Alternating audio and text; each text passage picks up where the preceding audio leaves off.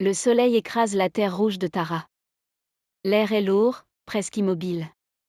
Et pourtant, tout bascule dans un simple salon, au milieu de rires et de conversations légères.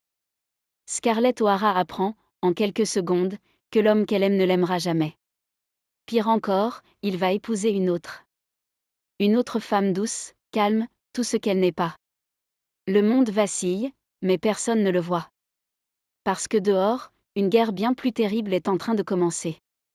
Ce qui se joue ici n'est pas seulement une histoire d'amour contrarié. C'est le début d'un effondrement. Celui d'un monde entier, et celui d'une jeune femme qui refuse de plier.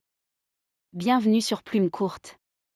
Scarlett O'Hara vit dans le confort et l'insouciance du sud des États-Unis, dans la plantation familiale de Tara. Elle est belle, capricieuse, courtisée de toutes parts. Les hommes tombent facilement sous son charme, et elle s'en amuse.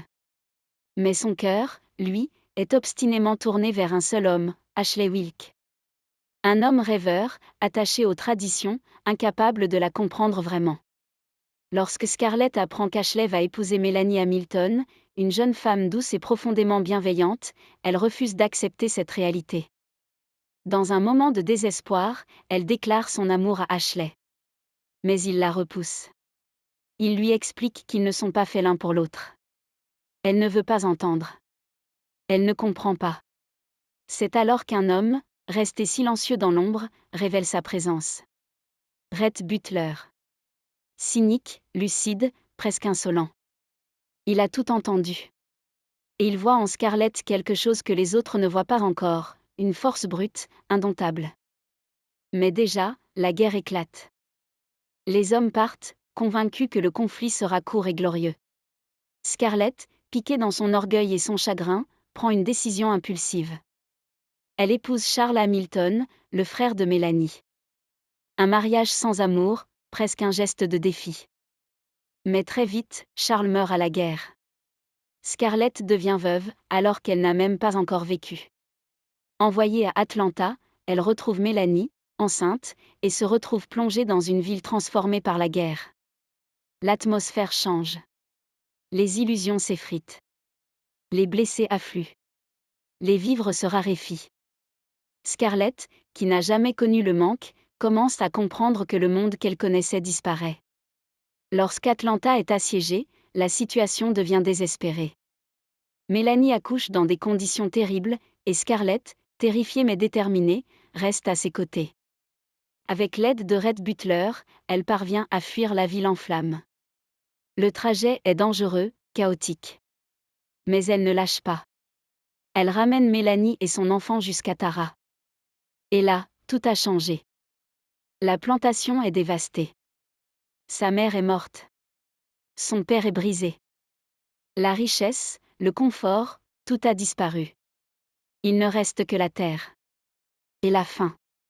Face à cette réalité brutale, Scarlett change. Elle n'est plus la jeune fille capricieuse du début. Elle devient dure, pragmatique.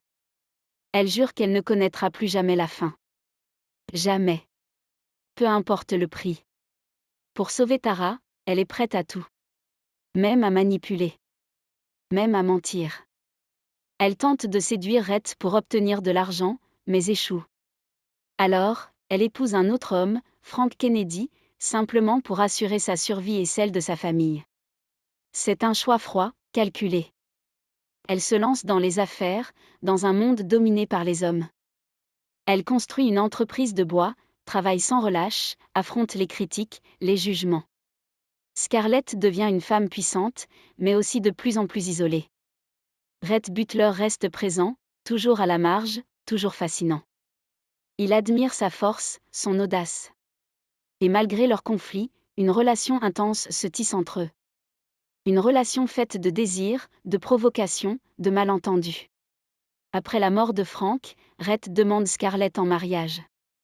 Elle accepte. Leur union est passionnée, explosive.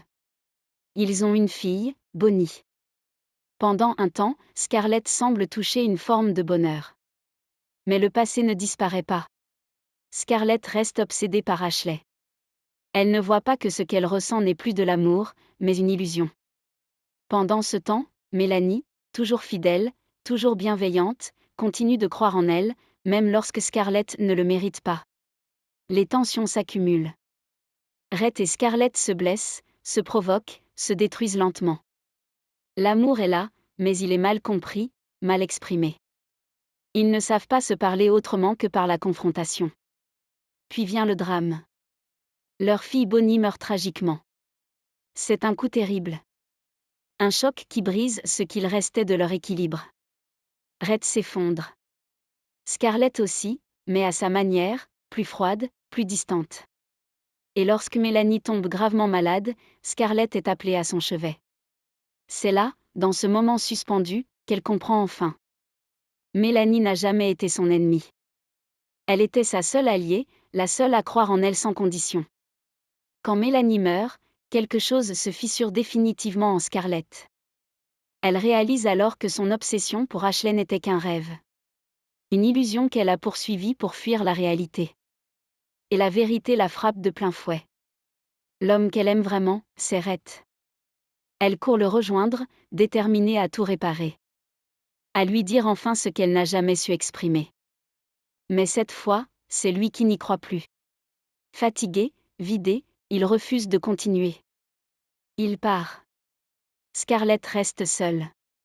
Face à ses erreurs. Face à ce qu'elle a perdu. Mais elle ne s'effondre pas. Parce que Scarlett O'Hara ne renonce jamais. Elle pense à Tara. À la terre. À ses racines. Et dans ce dernier souffle d'espoir, elle se raccroche à une idée simple, presque obstinée. Demain, elle trouvera un moyen. Demain, tout peut encore changer.